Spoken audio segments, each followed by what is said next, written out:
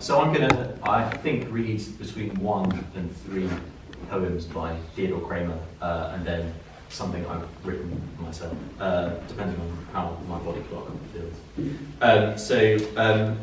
I will talk a bit about Theodor Kramer, who was born in 1897 in Lower Austria, and who comes to England after a fairly extensive publishing history, it seems, in Austria, and initially stays in London, then is transferred to an internment camp in the Isle of Man in the second half of 1940.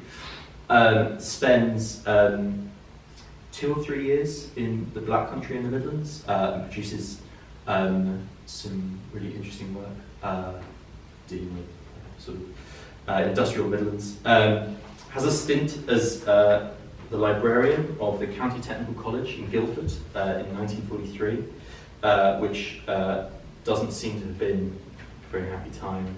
There's a poem called Homesick for London that begins, "Not urban or rural is this bloody town, where the ex-internee at last some work has found." And he, I think, returns to live in London, and then finally to Vienna shortly before he dies on his return. I'm quite aware that I've sort of only experienced Kramer's verse via this translation, because my German is non-existent. And I had a friend who reads German read some of these poems with me, who was quite surprised by how they ended up in translation. It might be. It feels like there's quite a lot here that could do with a second sitting, I suppose. So these selections are mostly pre-England, and then the bulk of the collection is after he gets to England. So I thought I'd read a few things that Harry Zern, who was Walter Benjamin's translator, said about Kramer. He said, "He wants to be the voice of the inarticulate, the bitter, the underprivileged. Tramps, cripples, prostitutes, alcoholics, beggars, barmaids, woodsmen, peasants, street cleaners, section hands, and many similar types figure prominently in his poetry." I'm not sure this selection actually gives quite a distinctive sense of that. The other comment that I wanted to focus on is, he says, Kramer's poetry is markedly Austrian in flavour and rich in figures. The prevalence of regionalisms and dialect expressions makes it virtually untranslatable. Many of his more recent poems are written in a sort of Unmutzen, mirroring the poet's great disillusionment and bitterness.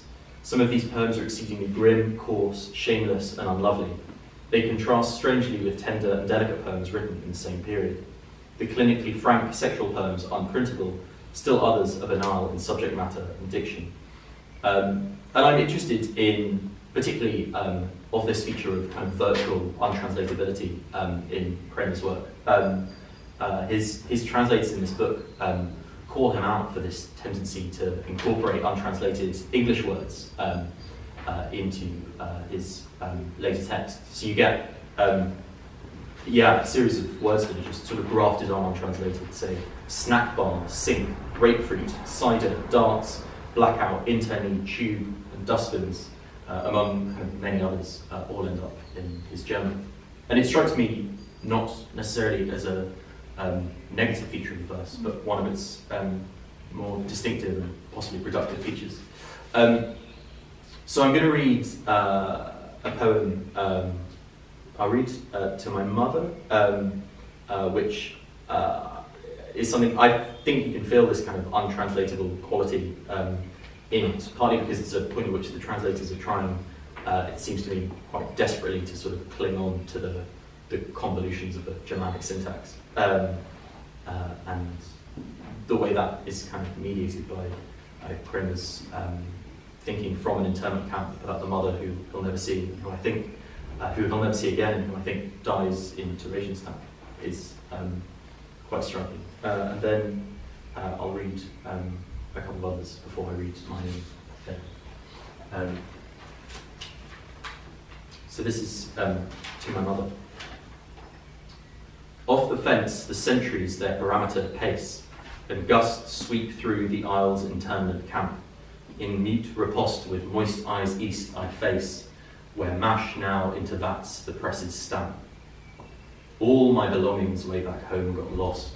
For what, mother dear, into life have I been tossed, when all the vistas now are blocked for this tramp? Under your eyes, which never lied to me, I grew up among our rural doctor's clan.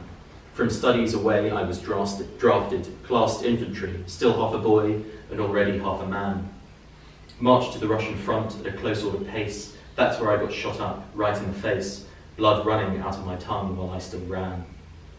For weeks they let me stay home under your wings, my gullet and lungs healed, but mothers you can't fool. And I was thinking of getting my share of good things by taking my rightful place at life's higher school, there standing up for poor folks, its whores on town's brink. My first verse I happily saw in newspaper ink and wielded my small pen like a carving tool. I couldn't save my writing from the green censor, while my kind was beaten and stabbed for shame. Again, mother, I stayed with you when life became tenser, and the brown shirts checked out your maiden name. Upright, blue-lipped and grey-haired, my widowed martyr, you carried on. From neighbours I found out much later how you saved on fruit and milk for your son of fame. Overseas, which blued beyond some boundary post, I left you behind to play a game of darts. The England I trusted as my freedom's host first fed me, then had me arrested, a man of rhymed arts. High blood pressured now, why, mother, won't I ever be happily working at some peaceful endeavour when surrounded by aged brick home guards?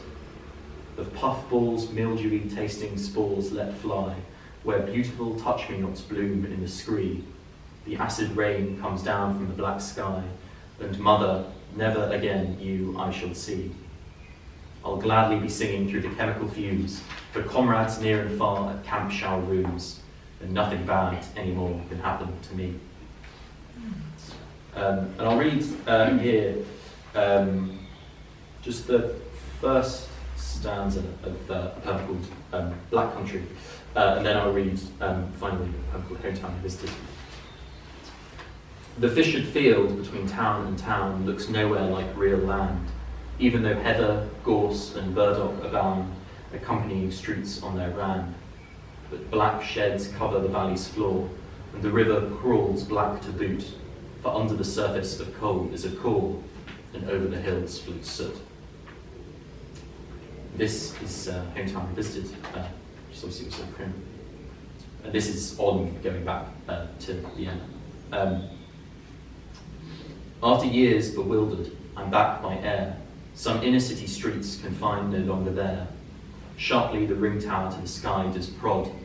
Only at home I feel I am forever abroad. Canal bench memories I cannot put away. Espressos glitter. Closed though is my old cafe. Mopeds roar while lunch in passing but is caught. Only at home I feel I am forever abroad. Elsewhere, like Paris for instance, people say la lune. I think these days the whole world's aiming for the moon that sucks me up, hemmed in by slanting rooftops odd. Only at home I feel I am forever abroad. And so I'll now just read quickly this thing that I've written. Translating memories of the coal scene will get you only so far to the other side of extraction. Who mines the ground will dream forever of anhydrites, soot, song. I move across the Black Country, thinking of Theodore Adorno in a fetching beige get-up. And the stately ships are going on, are going on. Are there no words that move the same way across territory without the violence of a passport? The nouns, surely. For example, doom is Anglo-Saxon for my time in Guildford. Returning to London, I bring German in my knapsack, along with blackout, woodbine, cider, cheddar. Of course there are words, I say, not listening to the sounds of the radio's silence, fossils awaiting extraction from the mid-Miocene movements, fallen to rest as limestone in Oxford. Home is where you go to leave your other accordion. Don't be so precious, you tell them, turning over the wrong words for the Stadt for Karsten.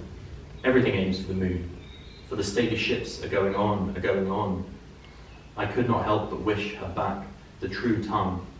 What reaches me again is the city's sound, repurposed and true, always telling the news in a way that only poetry doesn't. And if we can't get to the Undergrundbahn station that way, so what? We'll take the tube out west and leave them stately on to infinity. Thank you.